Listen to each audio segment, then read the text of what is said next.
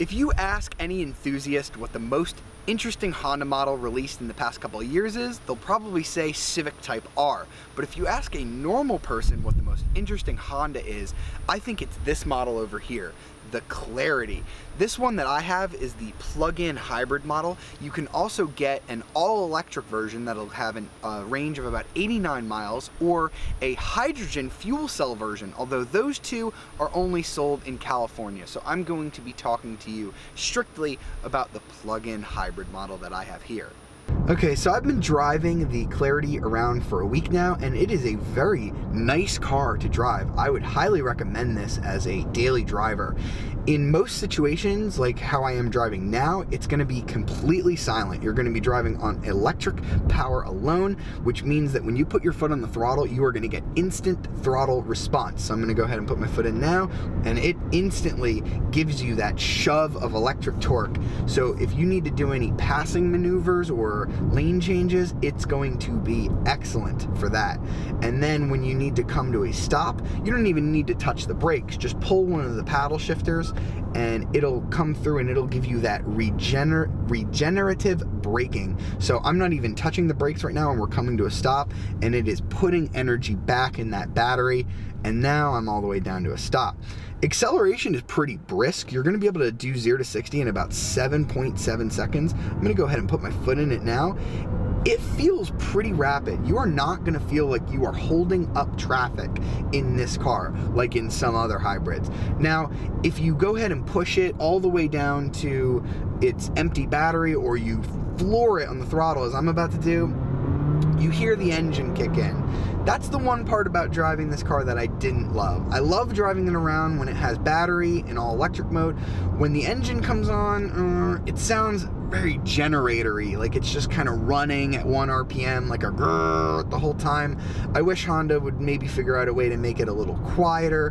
When that's running, I don't really love this car as much. It's a little bit annoying in an otherwise very peaceful, tranquil interior. And you can push the hybrid vehicle button here, and if you hold that button for a couple seconds, you can force that engine to run so that you'll charge up the battery. But I really like running this car in all electric mode. It just feels a lot better to drive. It's a lot quieter, a lot more peaceful, and I can feel my heart rate just start to slow down as I'm relaxed sitting in traffic. Alright, and aiding in my comfort is a host of standard safety features. I do have the Touring trim, which comes a little bit more loaded for a little over $36,000, but I have adaptive cruise control, lane keep assist. I have that awesome, cool camera that I showed you that's mounted on the passenger mirror there. I would rather have blind spot monitoring, but this system's pretty darn cool. The adaptive cruise control does bring the car all the way down to a stop, which is something that I really love that Honda does. You can get adaptive cruise control on all of their cars, ranging from like the Pilot all the way down to the Fit, which is really, really nice. Adaptive cruise control just makes your commute so much easier. You can set it and it'll kind of cruise forward at bumper to bumper traffic, and you don't even have to touch either of the pedals, which is great. I have the automatic brake hold, so I can just set that at a stoplight and it'll just let me sit there, and then when I'm ready to go, I can just touch the accelerator pedal and move forward. So as far as a daily commuter, it's really hard to beat a plug-in hybrid like this in terms of tranquility, and just it's almost like luxurious to not have to hear that annoying engine all the time. There are some drive modes that you can play around with. There's an eco mode that I found really doesn't change the experience too much. There's a sport mode that'll make the dials glow red here. I don't really like using that either. It just kind of feels weird on an economy car like this. It makes it feel a little bit more responsive at the throttle when I kick it in, but I'm not really going to drive a car like this around in sport mode too much anyway. I've just been coasting and letting this car do its thing. This car would be perfect if you have a commute to work that's about 20 miles or less, because you can do 48 miles of electric range before you even need to touch the gas motor. So if you commute 20 miles to work, work, 20 miles back, you'll be able to do all of that without even touching the gas motor, and then you can just either plug in at work or plug in when you get home, and basically you're driving an electric car the entire time. Then if you need to go somewhere far over the weekend, it's got that gas motor, and you can use that 7-gallon tank to go pretty darn far. I've been driving this car all week. I've gone over 200 miles. I still have well over half a tank of gas because I've just been charging it every once in a while, getting the electric range back. I can hold this button to force that gas engine, like I said, to charge it up, but I really just like it as a short distance cruiser with electric power, and then if I need to on a longer distance, I will rely on that gas motor, and it is pretty darn good with that. The ride, absolutely sublime. It feels really, really quiet in here. It's amazing over bumps. So as a daily driver, this is a really excellent car, and if I had a sports car in the garage and this was my daily driver, I would not be unhappy with that situation at all.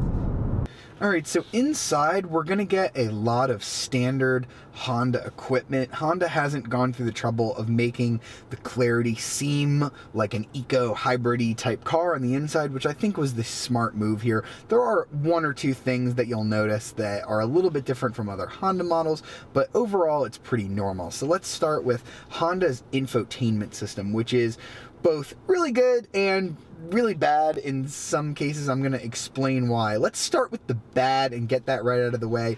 These are touch sensitive buttons over here on the side. It does everything from take you to this home menu here, the back button. You have your volume on this little knob here. You can either tap it to go up, tap it to go down, or you can slide it like this.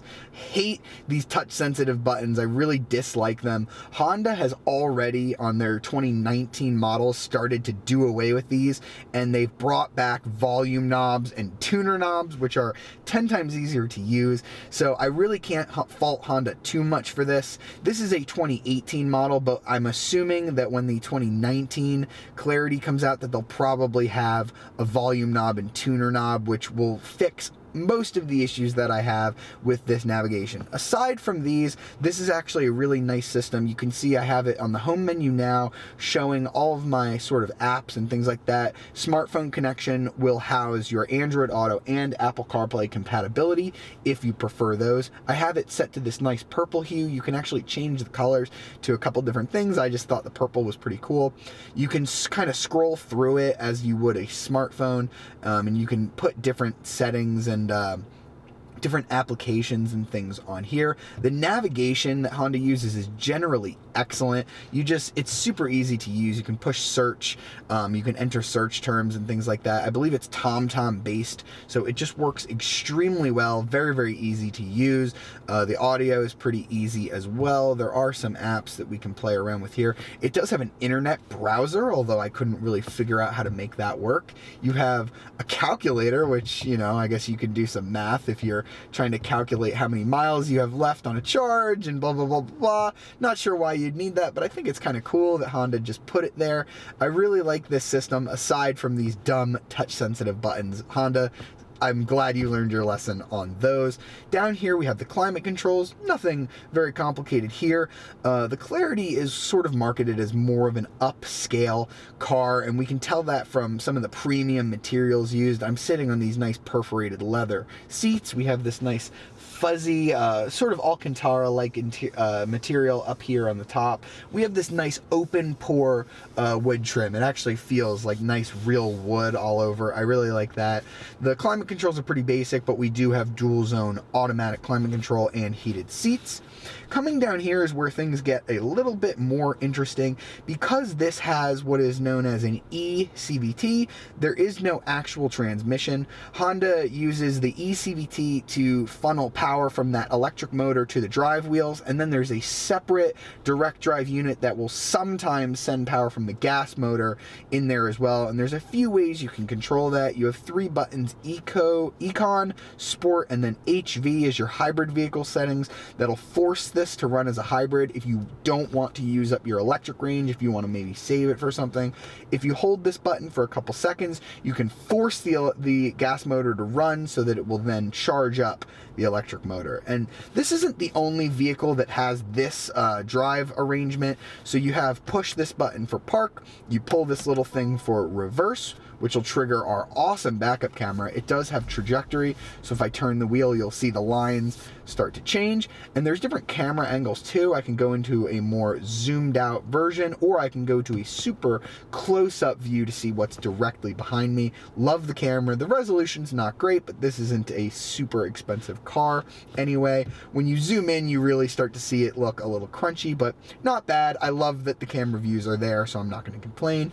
You can push this button for neutral, although I haven't really needed to do that, and then you push this button to get to drive. So this isn't the only car that has that. If you get in the Honda Accord with the 10-speed automatic instead of the CVT, you'll also get a similar arrangement, also on Acura vehicles as well. You have your electric parking brake, and then your brake hold, which is one of my favorite features. If you just push that while you're sitting at a light or anywhere, you can take your foot off the brake and it will hold the car there until you touch the gas. And the nice thing about having this eCVT with this transmission that isn't a real transmission is that there's no transmission tunnel, which means that has freed Honda up. There's a ton of space back here. You can see I can sort of touch my hands. It goes all the way through. This is where all of your USB ports and things are, where you can plug in your phone for charging. It's a really nice storage area back here, and I'm really happy Honda was able to free up the space there. Really makes this car feel like it just has a lot of storage space on the interior. The only weird thing that you'll notice that's a bit abnormal compared to a normal Honda is that you don't really get a normal display. In fact, you won't find a single needle, a single tack, a single normal physical gauge on this car. Simply all screens. And because this is electric, you really don't have an RPM gauge or anything else like that. You have this power gauge, so as you put your foot on the throttle, this little needle is going to move all the way over there when you floor it, and then when you hit those brakes or you use the regenerative braking that's on either one of these two paddles, it'll move into this little green zone here, and you have your battery charge over here on the left, and you'll have your normal gas tank over here on the right, and you can change what's in the middle here. I have it now showing my average fuel economy, which is really excellent right now. It says 80.5 miles per gallon. That's because I've used a lot of electric battery power, and instead of using the gas motor, you can switch that up using this little info button here. It's a little bit annoying. You kind of have to just keep pushing it to cycle through and then push enter to get to the next screen. So here I can have a little display showing me that I have 38 miles of EV range, and then I have 186 miles of hybrid range, giving me a total range of 224 miles before I have to put gas in the tank. You can have your navigation showing up here if you have that on. You can have your music, you can have your phone, things like that, but it is kind of annoying to cycle through. I don't love how they've kind of made it two buttons that you have to push to get through. I wish it was just using this D-pad. The D-pad can be used to control phone and things like that, although it does get confusing remembering that these are the two buttons to skip track or to change radio stations, and these are the ones to change it from FM to Sirius. It's a little bit annoying, but you can get used to it pretty darn quickly. I love using the volume thing here because, as I said, over on the main display you have to use an annoying touch-sensitive rocker. You have your Bluetooth controls here, and these are all of your cruise control and adaptive settings here. You can change the distance of the adaptive cruise control. You can also turn off your lane keep assist here, and this is a pretty well-optioned car. We do have automatic high beams over here in the stock. We have a nice leather-wrapped steering wheel covering it all, giving this car a nice premium feel all around.